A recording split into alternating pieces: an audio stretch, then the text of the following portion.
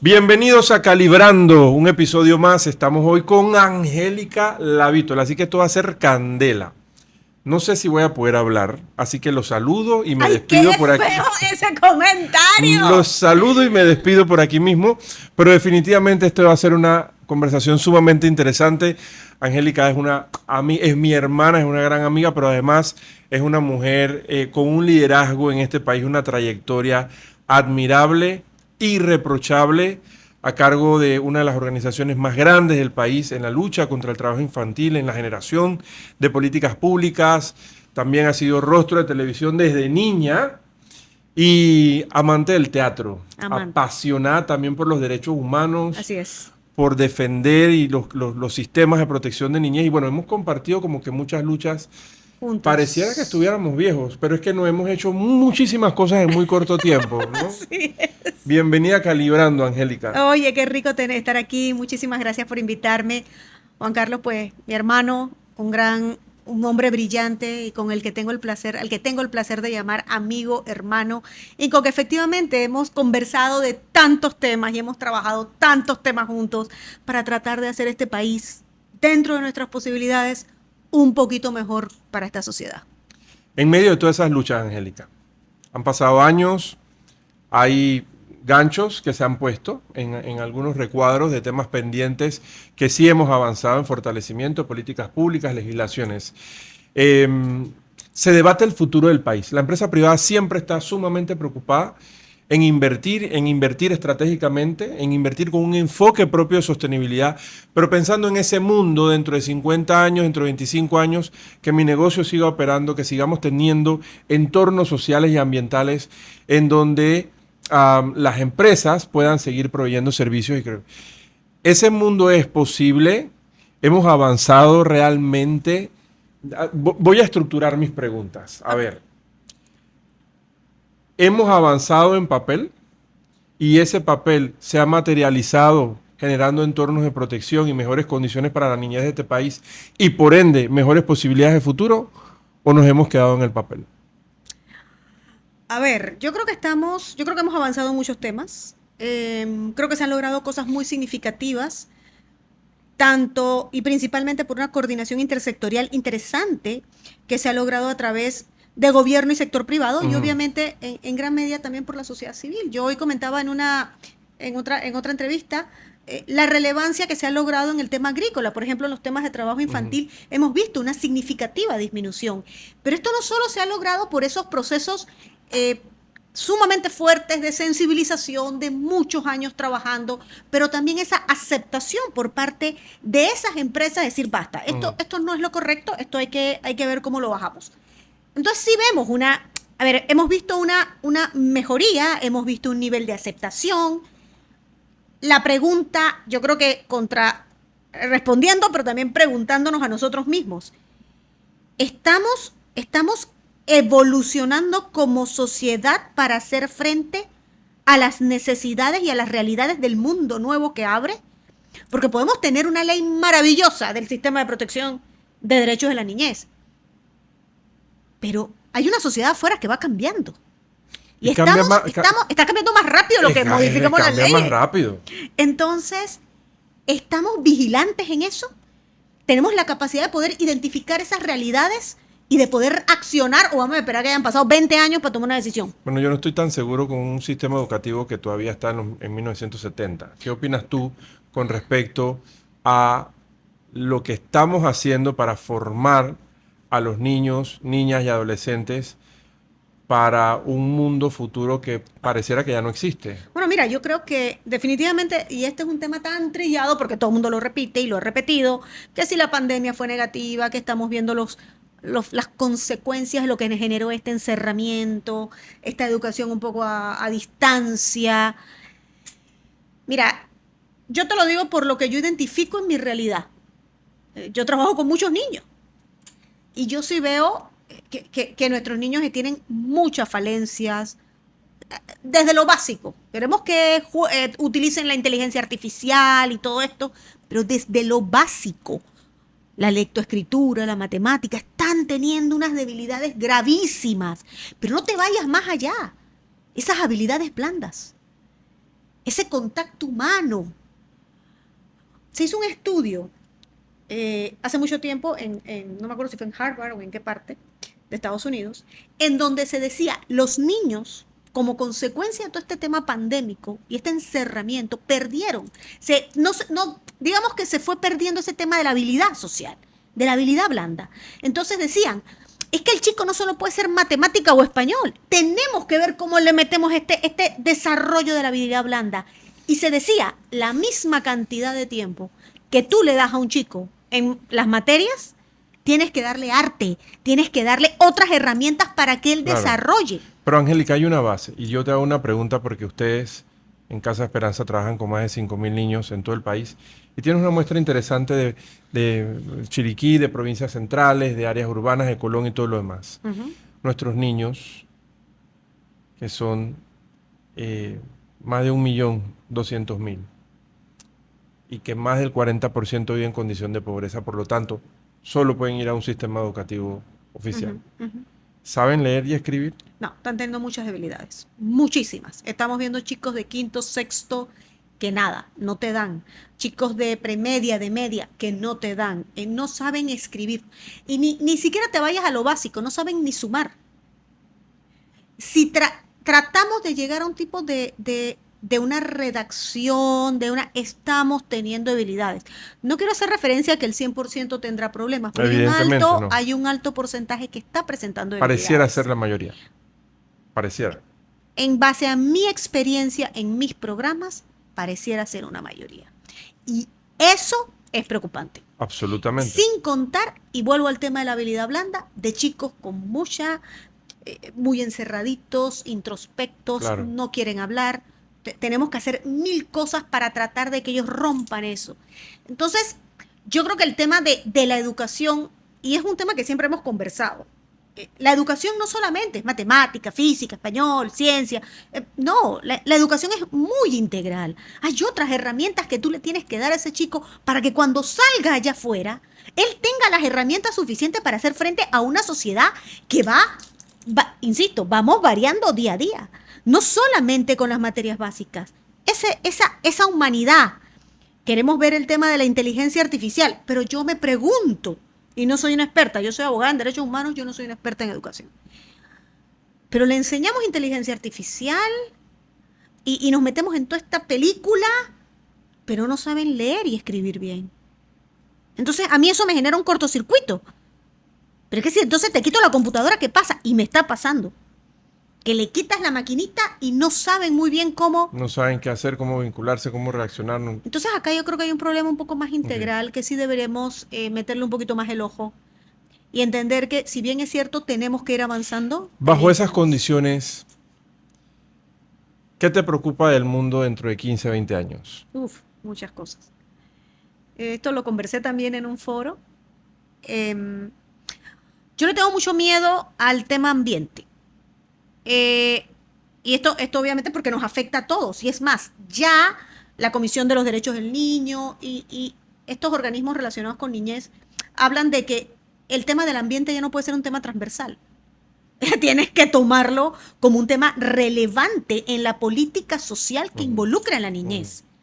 Porque claro, van a venir sequías, van a venir inundaciones. El tema del agua.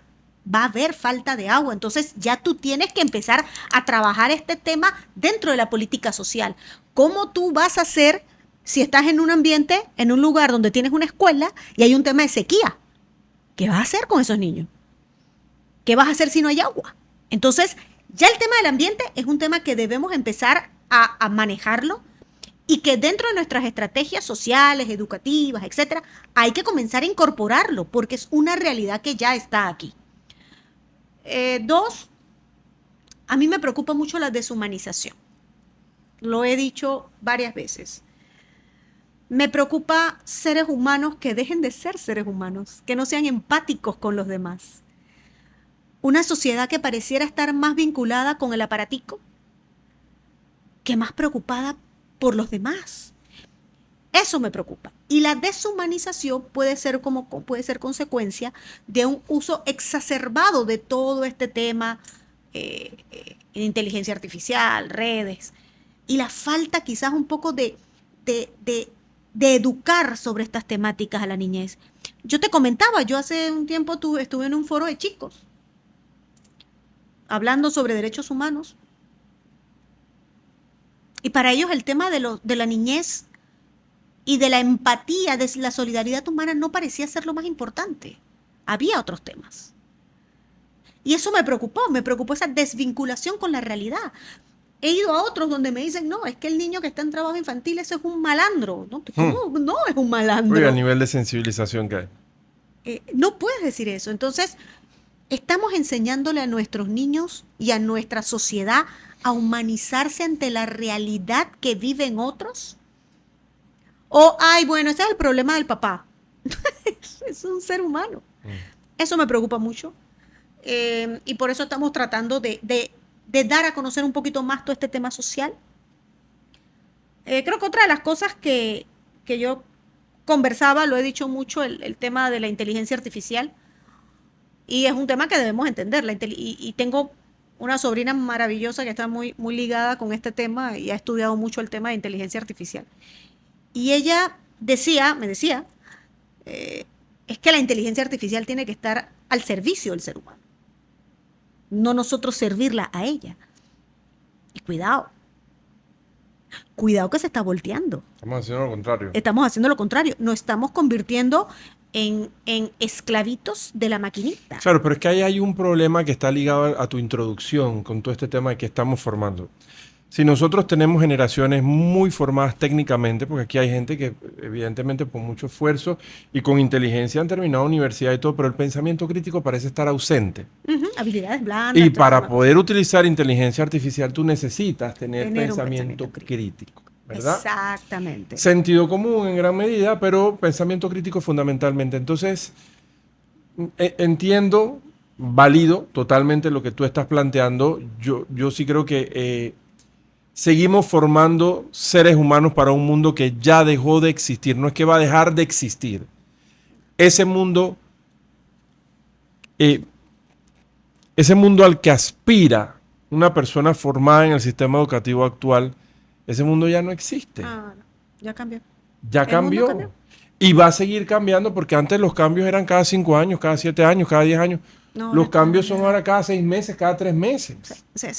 Entonces entiendo que no estamos como preparados para poder afrontar ese mundo dentro de 15, 10 años.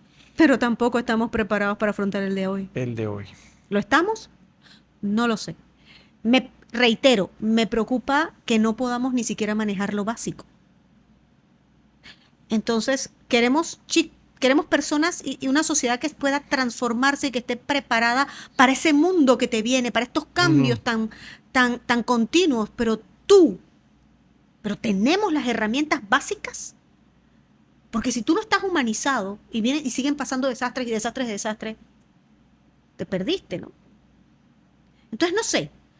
Yo creo que en algún momento tenemos que back to the basic, volver a lo básico, crear bases muy fuertes, habilidades, básico, para que tú sobre eso, pensamiento crítico, todas estas herramientas para construir una sociedad con fuerza, que cuando te vienen todos estos temas, tú tengas la capacidad de recordar, soy un ser humano, tengo que tener humanidad. Tengo que tener valores, cuáles sean tus valores, pero tengo que tener algo, una base. No puedo permitir que la maquinita me diga lo que yo tengo que hacer. Y te digo que esta chica, mi sobrina me decía, es que la vida está cambiando tan constantemente que todavía no podemos crear una legislación completamente formal sobre la inteligencia artificial, porque esta cosa cambia cada 2 minutos, disculpen. Aquí podemos decir vaina, gente. Pásala. Okay. Cada segundo está cambiando todo. Lo que tú pensabas que era, mañana ya no es. Entonces, pero bueno, ¿cómo tú afrontas eso? Back to the basic. Quiero preguntarte del hoy, antes de seguir hablando del futuro, porque eso que tú estás planteando son cambios que ya se están dando y se están dando muy rápidos. El cambio tecnológico, la inteligencia artificial, pero paralelo a eso hay un cambio geopolítico en el mundo, hay cambios culturales que vienen producto del desplazamiento de las grandes migraciones. Y todas estas cosas han cambiado a América Latina, particularmente a América Latina. No quiero hablar de lo global, porque realmente la aspiración es que nosotros podamos hablar de la realidad de nuestra región. ¿Qué te preocupa del hoy? O sea, ¿cómo hoy nosotros los adultos y particularmente las empresas, Angélica, dónde están los riesgos de vulnerar los derechos de los niños desde el sector empresarial? No estoy diciendo que las empresas violan derechos, pero toda operación genera riesgos.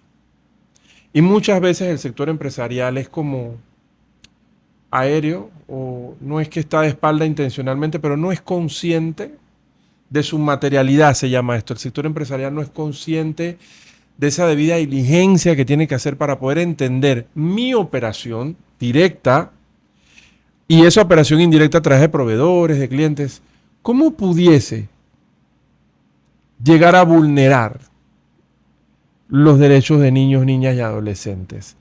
¿Qué le preocupa a Angélica Lavítola del mundo de hoy? Mira, yo creo que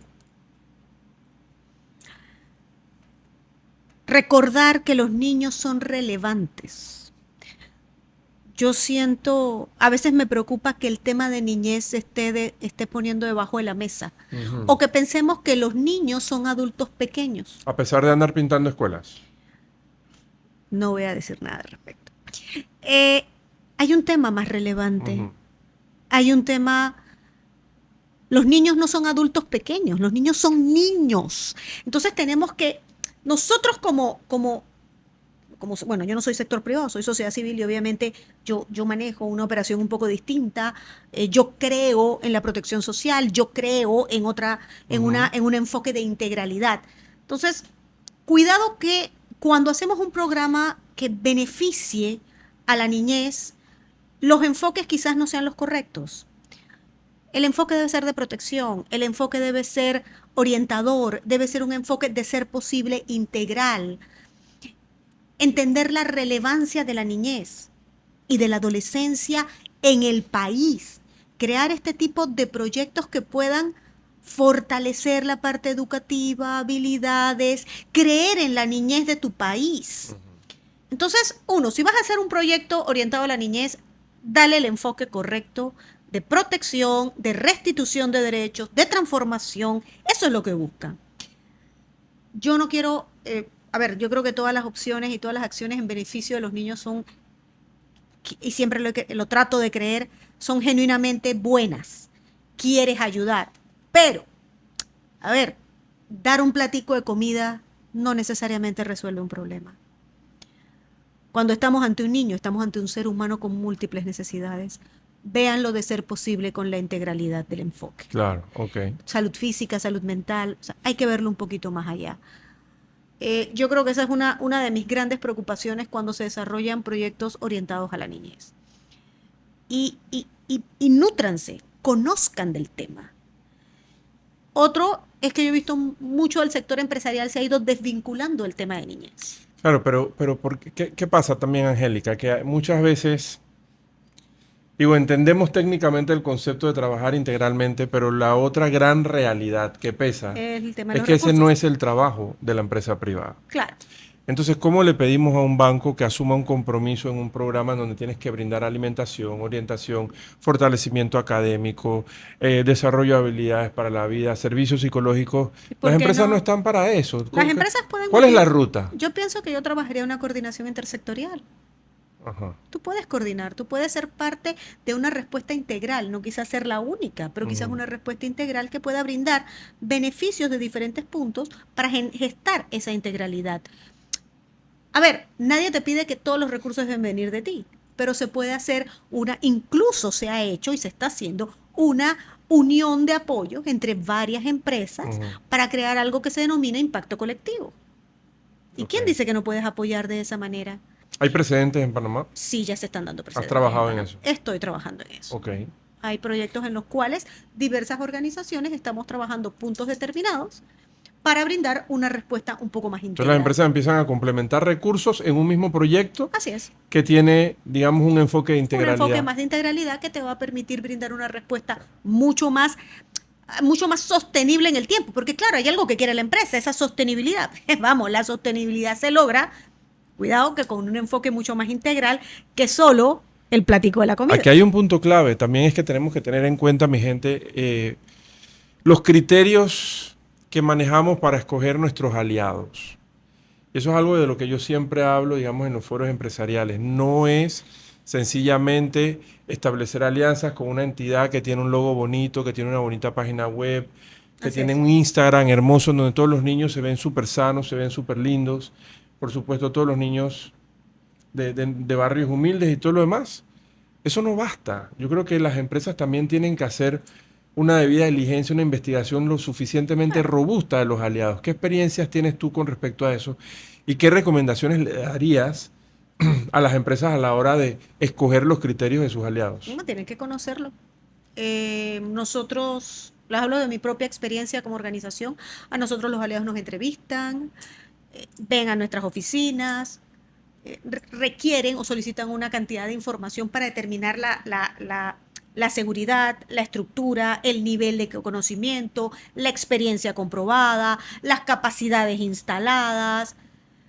Yo creo que hay que ver la organización desde un enfoque muy completo que te permita saber si esa organización va a cumplir con tus expectativas y te va a poder dar esa respuesta que tú quieres. Y voy a retomar un momentito nuevamente el tema de integralidad. Reconozco que no todas van a poder lograrlo, porque obviamente los recursos son limitados. Pero ¿acaso no es preferible atender 25 niños bien y lograr un impacto a futuro de esos 25 niños? Que de repente atender toda una escuelita, pero que no logres ver un impacto real. Sí. Entonces también es tú como empresa, ¿qué buscas? Si es asistencialismo, pues bárbaro, es lo que quieres hacer. ¿Quieres rayar un cheque? ¿Quieres hacer una acción puntual muy linda? Eso no es que esté mal. Eso es una forma de ayudar también y una forma de sumarte a una necesidad. Pero si tú lo que quieres es buscar algo sostenible en el tiempo, entonces la cosa tiene otro matiz. Y ya tú mismo tienes que establecer, y aquí volviendo, ¿qué tú como empresa quieres? ¿Cuáles son tus indicadores como empresa? ¿Qué respuesta tú estás buscando y qué quieres ofrecer o qué quieres que tu empresa logre? Si tú lo que quieres es graduar a 100 muchachitos, para que esos 100 muchachitos cuando salgan de esa escuela, yo no sé, estén haciendo algo, entonces ya la respuesta va a ser un poco más trabajada, ¿no? El trabajo va a ser mucho más completo. Pero eso va a depender de lo que tú quieres. Entonces la empresa sí tiene que también definir, y eso se lo digo como organización que soy operadora. Yo como operadora necesito saber de tu empresa qué desea, qué busca, cuáles son sus indicadores. Y hay diferentes tipos de indicadores. Están los de producto, están los de resultado, como le quieras llamar, y están los de impacto. ¿Qué tipo de resultados tú buscas? Entonces ahora no solamente es lo que yo te puedo ofrecer, es lo que tú deseas. ¿Qué es lo que buscas? Con eso un poco más clarificado, ya puedes entender qué tipo de impacto vas a generar. Me encanta, porque estamos hablando de enfoque, estamos hablando de institucionalidad, ver qué tan robusta es, estamos hablando también de focalizar los impactos antes de empezar un programa, poder definir. Antes. Okay. Usted no puede estar en el proceso. Eso de que mañana me dices una cosa, pasado me dices otra. Y ojo, los programas mutan. Claro. Es que los programas mutan. Hoy estamos viendo este tema, pero las condiciones país, la población, cambiaron. Entonces, los cambios de los que estamos hablando. De los que estamos hablando. Tu programa cambien. tiene que ir mutando. Si tu programa es estático, es irreal. No funciona. Angélica, hay empresas y hay gente que quiere invertir y quieren resultados cortos. Quieren en 2 meses, quiero en 3 meses los resultados. Cuéntame de un programa focalizado en generar impacto. Un programa con ese enfoque de integralidad. ¿Puede arrojar resultados en 6 meses? No, eso es imposible. O sea, mi experiencia en 20 años nunca ha sido así. ¿Qué diálogo tenemos que tener con el sector empresarial para que puedan entender que la inversión bien hecha toma tiempo? La inversión bien hecha toma tiempo. Y se los puedo decir en diversos aspectos. Nosotros Casa Esperanza tiene 34 años trabajando por la erradicación de trabajo infantil. Antes de pandemia y con un trabajo muy coordinado entre sector público, sector privado y sociedad civil, ya habíamos logrado a convertir a Panamá en el país, el primer país en Latinoamérica con el menor índice de trabajo infantil. Estábamos en 2.6%. Para la Organización Internacional de Trabajo, en ese momento, para ser erradicado, un país, estoy hablando problema país, era un 5%. O sea, ya si el presidente, el gobierno en turno hubiera querido decir, mira, pues lo convertimos ya libre de trabajo infantil y seguimos adelante, ya estamos erradicados. Pero el presidente en su momento decía, no, yo quiero que sea cero, lo cual es un poco utópico. Ajá. Pero a ver, que sí se logra, pero tomó tiempo. No estoy diciendo que va a tomar 30 años, pero puede tomar tiempo para lograr que un problema social pueda minimizar o disminuir, porque un problema social tiene demasiadas aristas. Tienes que trabajar con gobierno, tienes que trabajar con gobiernos locales, tienes que trabajar con sociedad, tienes que identificar cuáles son las áreas de mayor incidencia, tienes que trabajar con esas áreas de incidencia.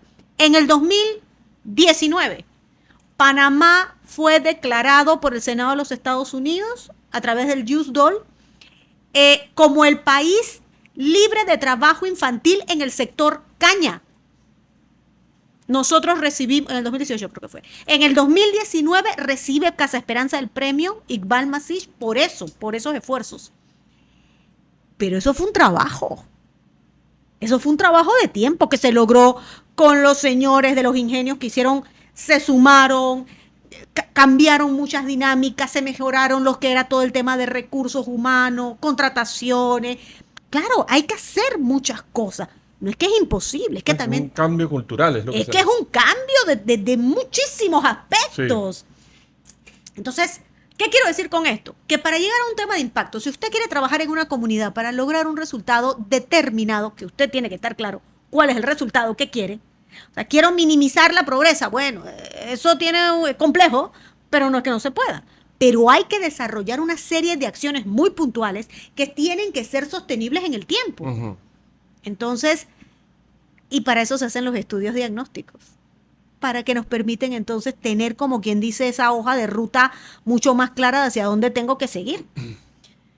Entonces, mi recomendación a las empresas es, si usted quiere un resultado sostenible, lo primero, sobre un tema en particular, llámese un tema, llámese una comunidad, lo primero es hacer un diagnóstico, entender ante qué estamos.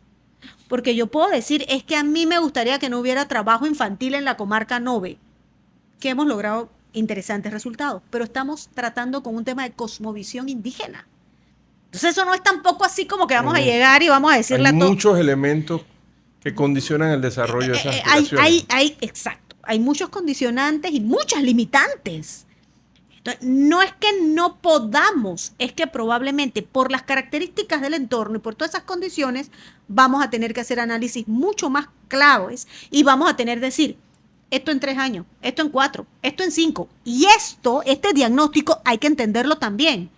Se basa en un momento determinado. Si viene una pandemia, y esperemos que nunca ocurra, de nuevo, créanme que todo ese estudio maravilloso que hicimos, probablemente hay que agarrarlo y tirarlo a la basura porque hay que empezar de cero. O sea, que también va a pasar.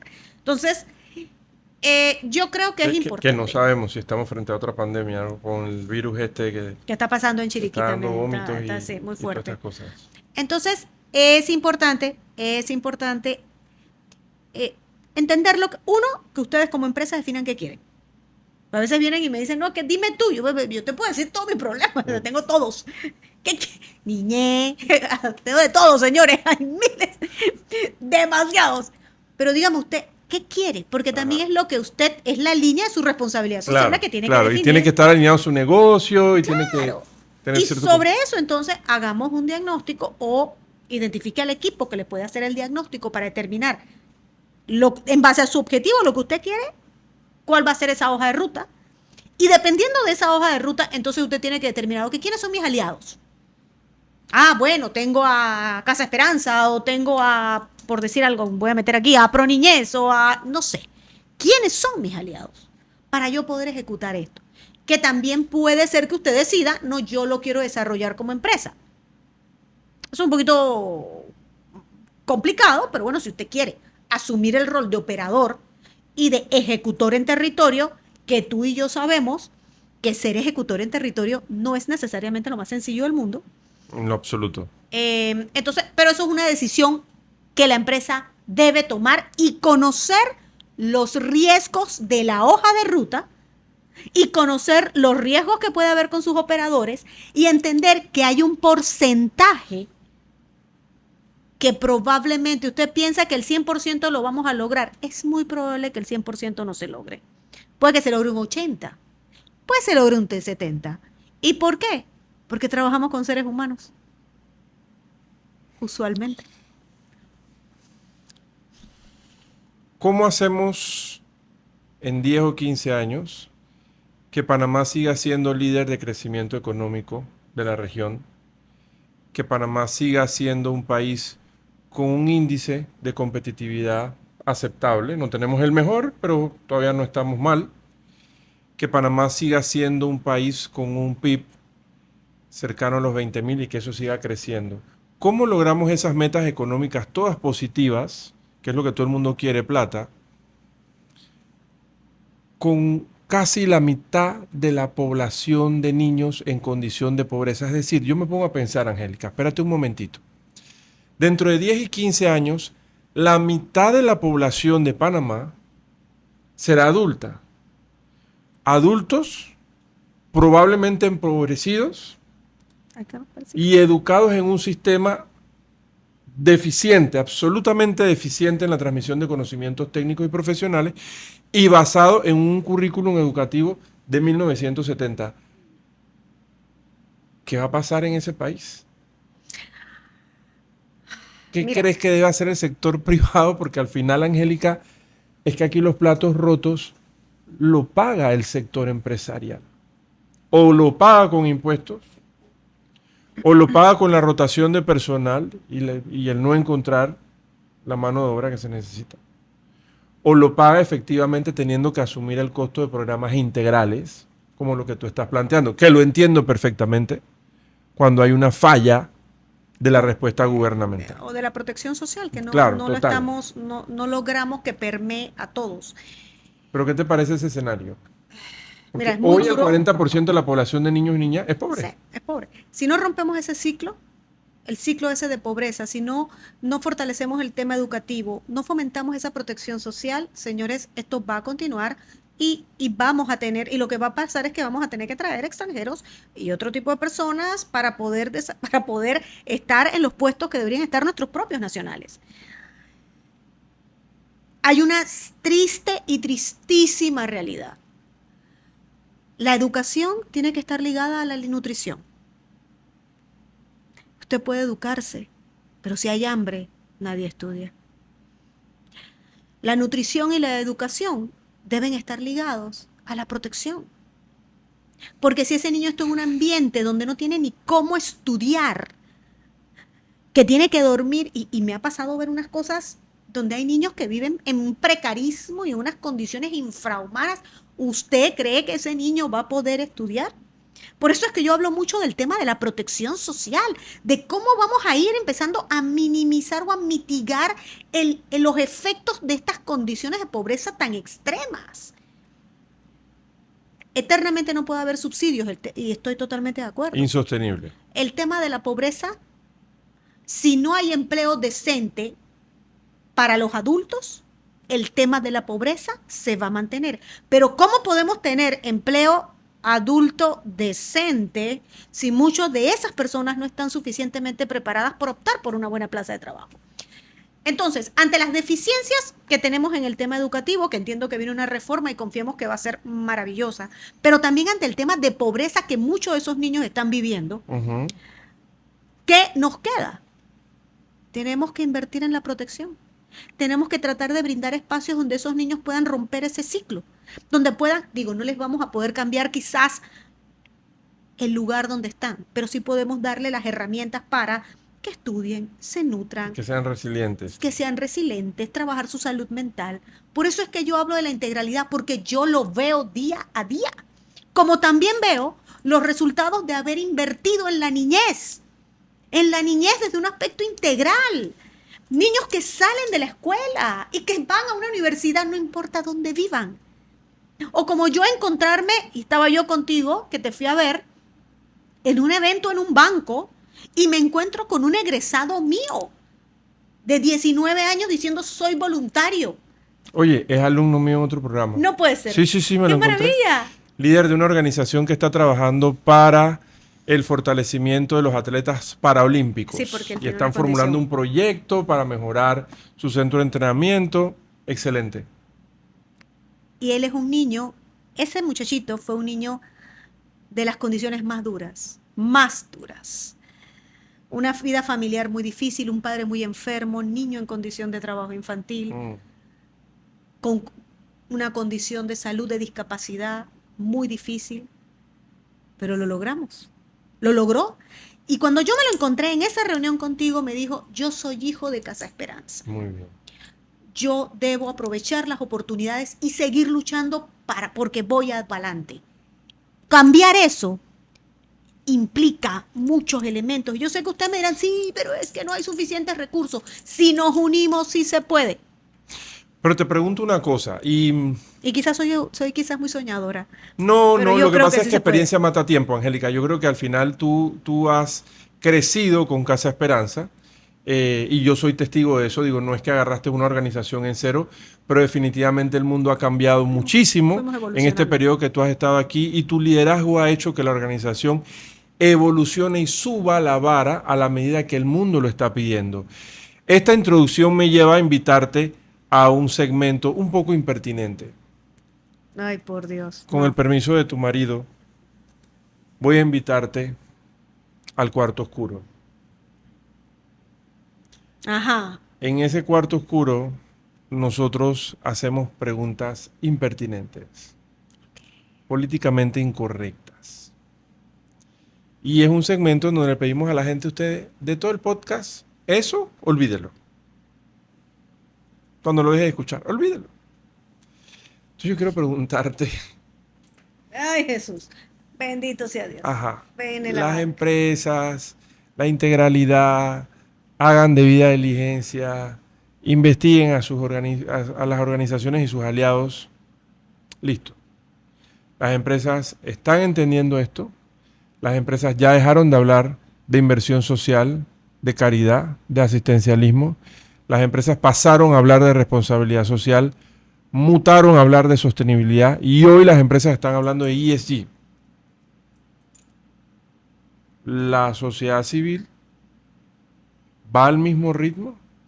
¿Sientes que las ONGs en Panamá, sin personalizar ninguna ni hablar de grandes o pequeñas, tienen el nivel de madurez y la adaptabilidad que tiene el sector privado No. en estos temas? No. Nos ¿Qué está falta- pasando entonces?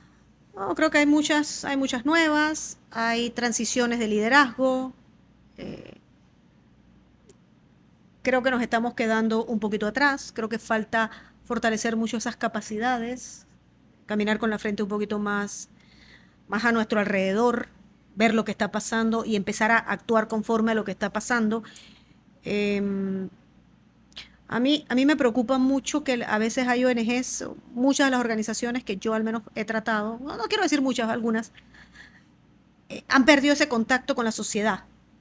Se han vuelto un ejecutor de un determinado sector privado, una empresa o gobierno, pero se pierde un poco una de las funciones más importantes que tenía la sociedad civil, ser la voz del que no tiene. Entonces, cuidado que no podemos ser un simple ejecutor.